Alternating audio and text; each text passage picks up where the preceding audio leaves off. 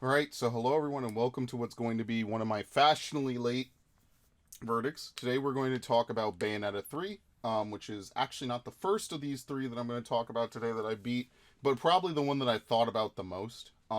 So for starters, I basically had a mini marathon playing all the other previous two Bayonetta games for Switch before Bayonetta 3.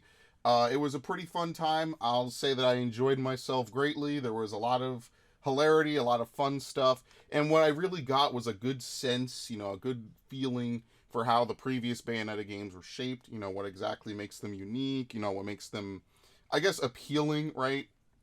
There's a lot of history of video gaming and a lot of references and a lot of things in those games. They play very similarly to like Devil May Cry. They've got a lot of other things, between the various different moves and references in the dialogue. It's very much like playing like a 2000s era game.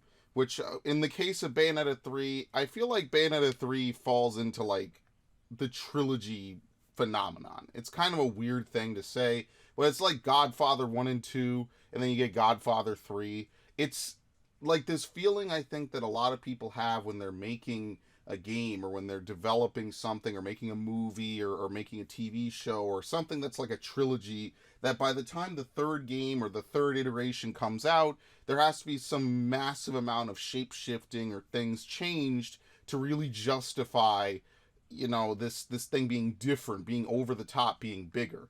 And so if there was one way I had to describe Bayonetta 3, it would be that bigger is not always better, right? The idea that just because you can make something bigger and better, just because you could have an epic, big, huge fight scene, doesn't necessarily make it better, right? Like sometimes the devil is in the details, right? Sometimes nuance adds more than a pound of in your face awesomeness, right? It's things like that that really add up, I feel, over time, especially when it comes to games like this. So, to start, let's start with the gameplay of Bayonetta 3, right? So, Bayonetta 3 is a Switch game, right? It uses the Switch Pro controller. It's got a lot of good controls, right? But I think the one thing that really redeems and saves this game is going to be its controls, right? Is going to be that when you play this game, you are you have all the responsiveness of a Bayonetta game. So Bayonetta is very dodge heavy, right? You have your punches, your kicks, you have special moves. The main emphasis this time around is on being able to summon demons in combat. So for instance, you'll be able to summon like Madame Butterfly, right? You'll be able to summon Gamora. And there's a bunch of new demons that were created for this game that Bayonetta can now just summon. They're big, you could use them to dominate the battlefield. You can use them in conjunction with yourself, but while doing so, Bayonetta has to stand still and issue commands to them. It's sort of like how in the previous games the demons were used as climax finishers, whereas in this game they're more or less just used in combat in general, which, could be interesting. In the meanwhile, Bayonetta still has her usual, set of moves. There's always a bunch of different other things. Bayonetta plays more or less similarly besides that one regard. The biggest thing that I will say that they change is that there's no more magic meter, right? You will no longer be able to use torture attacks. Torture attacks are instead triggered by staggering enemies using your demons, which I mean it's not like the worst thing in the world, but on the same schedule or the same timeline, I kind of miss that like basic gameplay loop for Bayonetta 1 and Bayonetta 2. I feel like a lot of this game really heavily revolves around using demons to fight, which isn't necessarily a bad thing, but I kind of think that gameplay style that they perfected in Bayonetta 2 was a bit better. So gone are the torture attacks that you could use to systematically take down or deal big damage to certain enemies. Gone are the umbral climaxes of Bayonetta 2 that you could use to basically buff your moves, which is kind of like the precursor to this a little bit. Instead, summoning a demon outside of a special demon combo finisher, which is another thing entirely, will take away from the demon slave meter. And as the meter depletes, eventually it falls to a point you have to let it recharge by fighting and doing other things. So the whole gameplay style of Bayonetta has shifted a little bit beyond the cores of punching, kicking, things like that. Now, witch timing, of course, is also pretty cool. It's back as usual. It looks a little different, but it's still functionally the same. Whenever you dodge an attack within a certain time frame, you are able to enter a slow-mo period of time called witch time, where enemies will move slower and you'll be able to attack them at normal speed. This is like the core of Bayonetta's gameplay, which is that as long as you're able to dodge an attack with proper timing, you could strike back at an enemy and you could get some extra hits in and you could do some more damage because you're able to move at real time and they have to move in slow-mo. That's like one of the most iconic parts about Bayonetta, right? For this game as well, Bayonetta is joined by another character called Viola. And Viola, I kind of don't really like how she plays. She kind of plays like the antithesis of Bayonetta, where Bayonetta is mostly about like moving very fluidly and being able to, you know, dodge and run quickly and escape from enemy attacks and be graceful. Viola's entire attack strategy is to effectively stand still and block with really, really, really strict timing, which is kind of the antithesis of Bayonetta, especially when you want to dodge around, you want to hit enemies from behind, you want to, you know, be out of the way of their attacks whenever things are going on. And personally, I didn't really like Viola's playstyle. Even in like Devil May Cry, when you have Virgil, where you could play as him, you know, he's still kind of agile. He's, you know, the whole blocking style doesn't really mesh well with the gameplay of Bayonetta. It feels more like something kind of thrown in just to mix it up a little bit.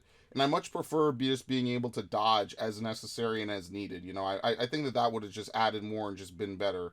So personally, Viola's playstyle just doesn't really just gel too well. She does also have a demon that she can summon, which is Cheshire, which is a big cat that you can summon. But in order to summon Cheshire, you have to throw your sword into the ground, and Cheshire will then come out and just automatically attack. Whereas with Bayonetta, you can, you know, choose who you want to fight. You know, you could summon and desummon as you please, right? It's a very quick process. And while Viola is, you know, meant to be like a newcomer, she's meant to be, you know, not as experienced as Bayonetta. It is a little bit unfortunate that she plays so clunkily. Cheshire can only attack enemies within a certain range of the sword.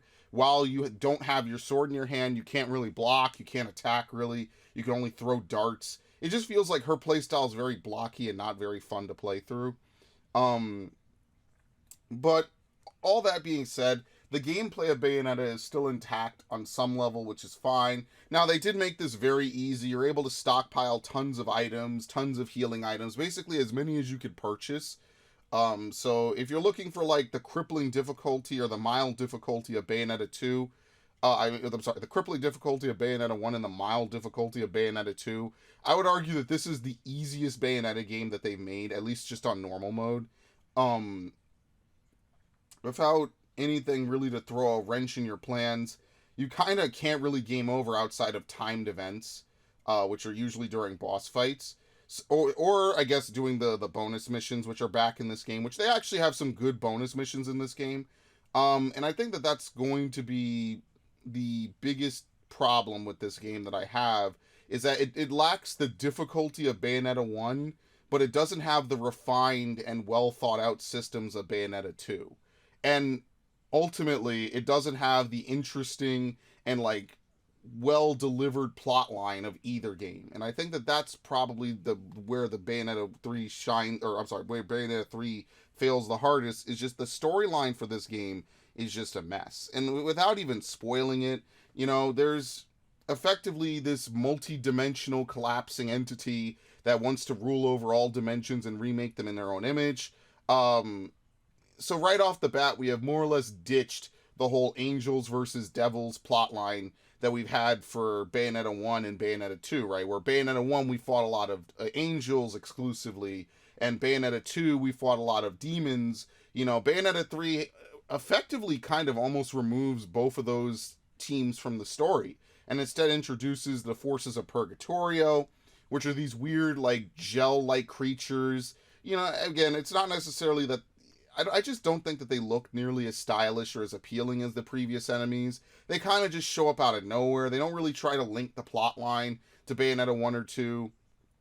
And the way that they try to excuse this is by saying, well, it's a multiverse, right? So you're not following the same Bayonetta. It's not the same story. And it just feels like a very disconnected, disjointed game that ultimately features Bayonetta, but is not really a Bayonetta game. I think that's the easiest way for me to describe it, is that it's a game that has Bayonetta, but it isn't really a Bayonetta game. You know, like, it's almost like she's a guest character in her and the other major characters and like Jean and Luca, they're almost like guest characters in their own storyline. Like and ultimately I feel like the plot is the weakest element. It doesn't really have a very charming resolution. Doesn't really leave me very interested or hyped for a sequel. And obviously, this is as much as I could say without really spoiling it, because I do my review spoiler free. But without going too into it, if you're playing this game, unless you really, really, really vibe with this very esoteric and out there story, I would say that the best part about it is definitely the gameplay.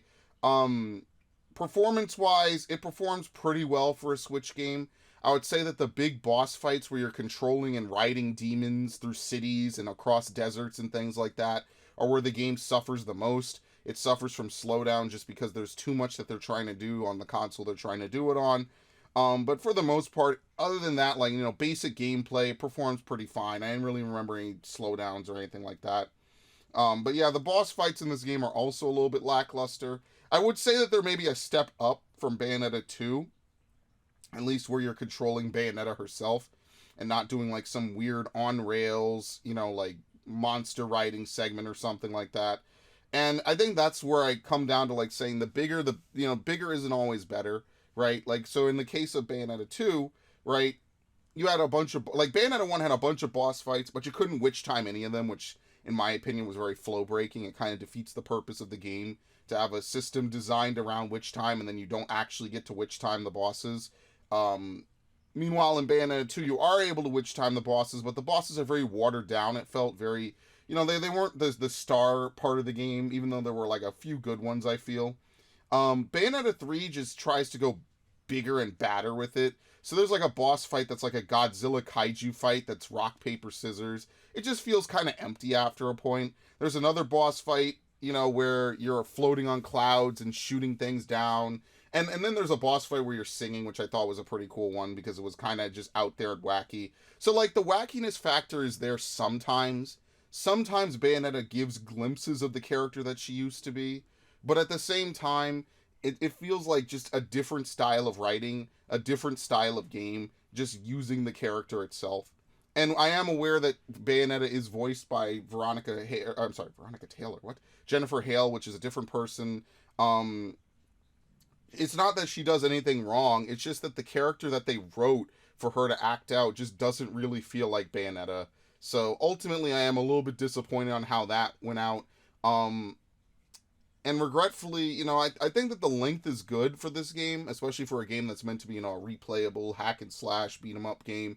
But I feel like without the good story, without the solid basis in gameplay, right, the reliance on demon slaving to do a lot of things, while it does add a couple cool puzzles, right, ultimately, a game like this is two things, right? It's characters and, the witty remarks and everything, and it's gameplay. The gameplay is all right.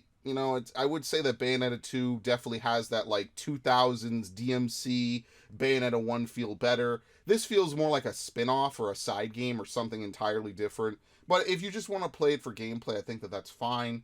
Otherwise, I would say that Bayonetta 2 has it in spades, right? It has, like, everything appropriately, right? It has the demons from the second game. It has angels from the first game coming back. It has new angels that they didn't show off before, right?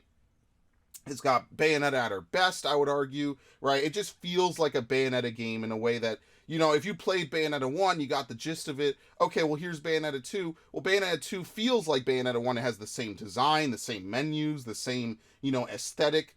Bayonetta 3, you could definitely tell, not only is it on a new engine, but it just doesn't have the same aesthetic, which I think a big part of Bayonetta is the femininity, the different things that she does, the logos, the menus, the everything. This just feels more like a generic game. And I think that's ultimately what Bayonetta 3, as unfortunate as it is to wait 8 years for a sequel, am I upset that it's main and I wish it wasn't? No. But at the same time, I'm just not really, like, it didn't really carry the Bayonetta vibe forward, I would feel. So ultimately, like, Bayonetta 3, it's not a bad game by any measure, but it also isn't nearly what I would have expected as a game, that if you wanted to play and, like, get the vibe, get the gist of, right? So what would I give Bayonetta 3? I would give Bayonetta 3 like a solid, like, 80. right? Like, it's an 8 out of 10. Like, it's far from the worst game that I think I have played on the channel, obviously, right? Especially even in this genre, right? It's definitely not bad in any regard. However, I would still hesitate to give it anything higher than an 80. I feel like the story just being completely like a massive non sequitur, just having almost nothing to do with the previous games, almost no references, no mentions, no nothing. I think that definitely takes it back a few yards. I feel that if they had focused more on the story, making it feel more like a Bayonetta game, giving it a villain that feels like it just feels like a generic villain. I don't really get the sense that he's nearly as powerful or as strong. It just ends up not being as great or as well thought out of a plot, I feel, as Bayonetta 1 or 2. It doesn't really gel well with the previous games. And I mean, like, if there's going to be a Bayonetta 4, I mean, like, I hope that we go back to our roots with Bayonetta 2, right? It's okay to have different characters, play differently in a lot of these games, right? So, for instance, Devil May Cry has Nero and Dante play completely differently, right? Even in DMC4, right? Devil May Cry, I'm sorry, Dante, has his 4 different styles, and Nero has his one style, but, he has the Devil Buster. What was it called again? The Devil. Was it called the Buster? I think it was called Buster. I might be wrong. He's got Red Queen. He's got Max Exceeds and things like that.